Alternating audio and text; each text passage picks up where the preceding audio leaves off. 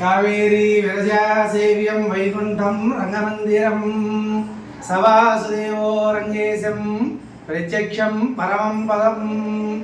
మజిలీపట్నం శ్రీ భూ నీలాపరివార సమేత శ్రీ రంగనాయక స్వామి వారి దేవాలయంలో ధనుర్మాస ఉత్సవాల సందర్భంగా రేపు 27వ రోజు కూడాలయ సేవ విశేషంగా నిర్వహిస్తున్నారు.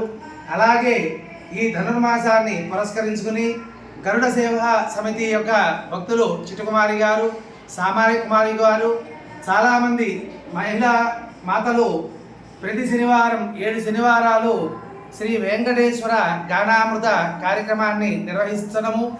అలాగే రేపు రాబోయేటువంటి మాఘమాసంలో 9 శుక్రవారాలు మణిద్వీప వర్ణ ఇత్యాది కార్యక్రమాలను కూడా చేయడానికి సమూహంగా వారందరూ కూడా ఒక చోట ఏర్పడి విశేష కైంకర్యాలని చేస్తూ దేవాలయం దినదిన ప్రవర్తమానాభివృద్ధిగా ఎదగడానికి తోడ్పడుతున్నారు.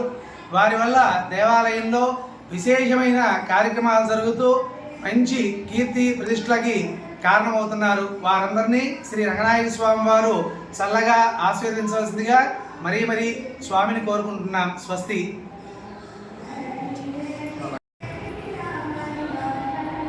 ధనుర్మాసం డిసెంబరు 16వ తారీఖు మొదలైంది.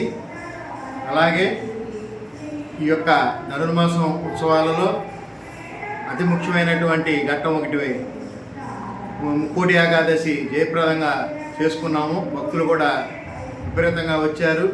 ఎంతమంది భక్తులు వచ్చినా సరే దేవాలయం కాసుకోవడానికి రెడీగా ఉంది. ఆ రోజు కార్యక్రమం జయప్రదమైంది. తదుపరి మళ్ళీ కూడా 14వ తారీఖు స్వామివారి కళ్యాణ మహోత్సవం, ఆండాళమ్మవారి రంగనాయక స్వామి ఆండాళమ్మవారికి కళ్యాణ మహోత్సవం ఉంటుంది. ఈ యొక్క కళ్యాణంలో పాల్గొనే భక్తులకి ఉభయదాతలుగా చేర్చుకొని వాళ్ళకి చీర, జాకెట్టు, అలాగే శేషవస్త్రం, లడ్డు ప్రసాదాలు ఇవ్వడం జరుగుతుంది. అలాగే ముందుగా తోటోత్సవం జరుగుతుంది. తోటోత్సవం అయిన తర్వాత 14వ తారీఖు సాయంత్రం చిన్నారి సంటి పిల్లలకు భోగుపళ్ళు వేయడం అనేది ఆనవాయితీగా వస్తుంది. అలాగే ఈ యొక్క కార్యక్రమాన్ని రంగనాయక స్వామి కోవిల్లో ఇదివరకు కన్నా కూడా వైభవంగా జరుగుతూ అనేది భక్తులందరూ కూడా సహకరిస్తున్నారు.